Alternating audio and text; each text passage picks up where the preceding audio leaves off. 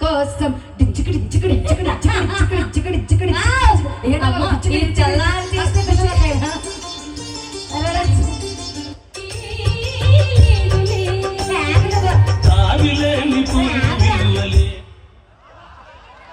ఆయనకి పాటతో సంబంధం లేదు, ఏ పాటైనా చేసేస్తారు.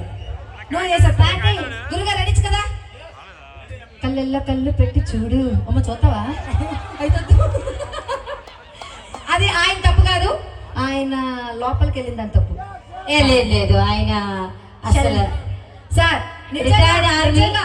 ఒక్కసారి ఇలాంటి వాళ్ళకి పాదాభివందనాలు చేసినా తప్పులేదు.